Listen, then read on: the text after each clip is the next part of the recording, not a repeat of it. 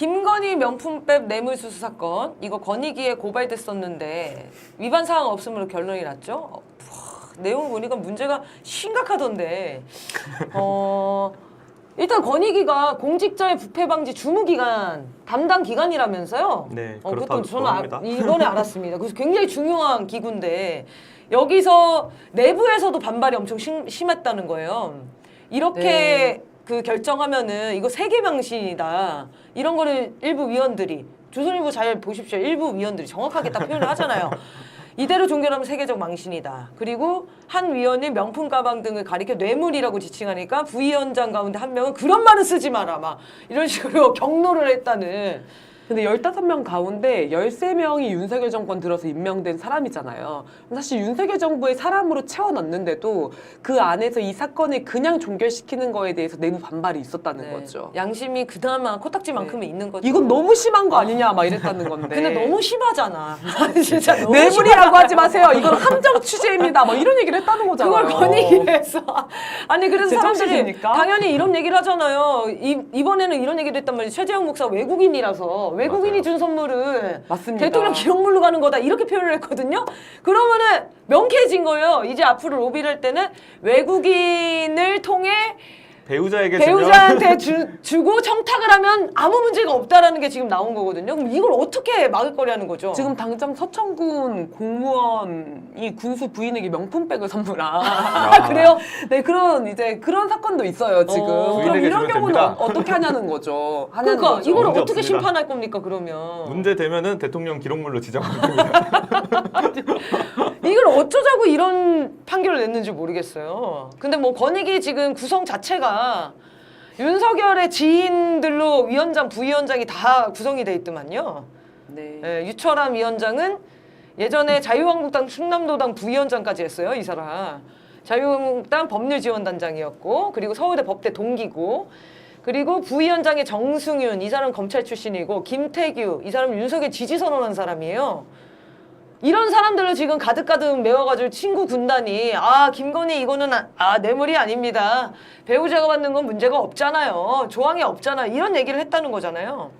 그러니까 이게 너무 심한 거죠. 처음에 막 배우자를 제재할 근거 조항이 없다고 하니까 사람들이 아니 배우자를 제재는 하지 못한다고 하더라도 그게 불법이라는 근거 조항은 있지 않냐 막 이렇게 따지고 들었더니 이제 외국인이 줘가지고 막 이런 설명을 덧붙이니까 말도 안 되는 소리예요, 진짜. 이게 너무 국민들의 가슴에 불을 지르는 겁니다. 그래서 조선일보, 중앙일보, 동아일보에서도 오죽하면 이런 식으로 결과를 권익위가 내면 어떡하냐. 특검의 필요성을 증명하고 있지 않냐.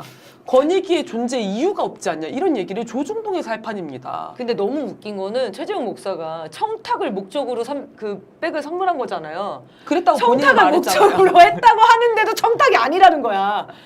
최재형 목사한테 너 청탁이 아니야라고 하는 말이랑 똑같은 거거든요. 지금 이게? 이 최재형 목사에 대해서도 조사를 한 번도 안 했다는 거잖아요, 권익위가. 네. 그러니까 뇌물을 줬다고 밝히고 청탁 목적이었다고도 밝히고 청탁 내용도 밝힌 사람을 단 한 번도 제대로 조사하지도 않고 뇌물을 받은 쪽도 조사를 하지 않고 아무런 위반 혐의가 없다고 종결을 내려서 모든 공무원들이 이제 부인을 통해서 백을 받으면 되는 이런 이상한 선례를 만들어버린 대한민국의 공직기강을 완전히 허물어버린 그런 그렇죠. 지금 결정 아닙니까? 네. 부패 대한민국을 권익위가 만들어버렸습니다. K 부패. 네.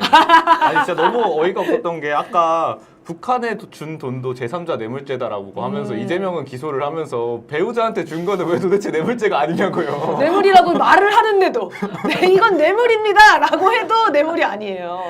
대단합니다. 자, 이거는 후과가 어마어마하게 돌아올 것 같고요. 이것도 다 이 부위원장, 위원장 이 사람들 자유로울 줄 아는데 이런 것도 다 처벌 사유로 들어갑니다. 이거 왜 직무유기예요? 예, 이것도 종합특검 안에 넣어야 된다고 생각합니다. 김건희를 처리하면서 요 관련자들 그 충성을 맹세하면서 아부하는 이 간신배들도 다 처벌을 해야 됩니다. 자, 넘어가고요. 지금 김건희 주가 조작 관련한 증언도 또 나왔거든요. 2차 주범, 도이치모터스 주가 조작 2차 주범이 김건희를 직접 만나서 계좌도 만들어주고 관리해줬다는 증언까지 나왔거든요. 근데 이 사람이 누구냐면 예전에 윤석열이 그 토론회에 나와가지고 아니 그 사람한테 내가 돈을 맡겼는데 계좌를 맡겼는데 손해가 많이 나가지고 뺐다. 그 얘기했던 그 사람이라는 거예요. 근데 사실은 23억 수익을 얻었다는 게 밝혀지지 않았습니까? 네.